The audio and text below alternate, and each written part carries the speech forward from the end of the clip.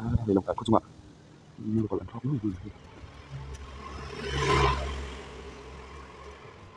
cứ tầm khóc mà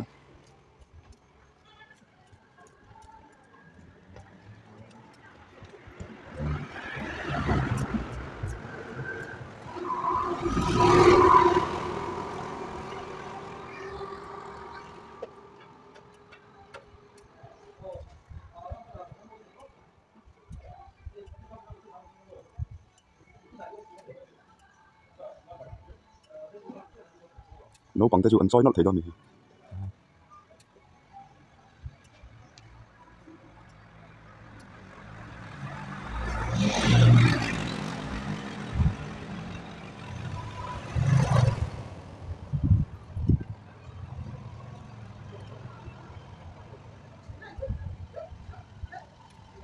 thì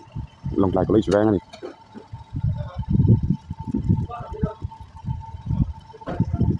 đâu đặt lại được đó chính là mua lúc có comeback liền cho hua hua khóc đây niệm bốc xí hắn thọc niệm bốc xí tầm khóc đây thọc đào sạt uống ốm lại nghe hay khi government lòng lại có lấy chơi nhá hắnหุ่นhoa vềแต่พอหนุ่มครบไหมฮะ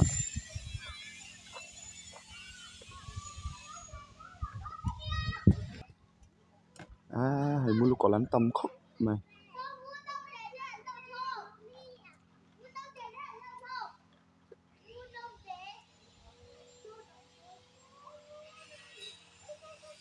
ทอกด้วยหันทอกเนียมบกสี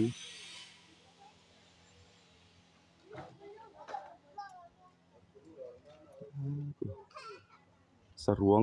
อมไหนนี่แม่ละเนี่ยนี่ชอบเนียมครบไหม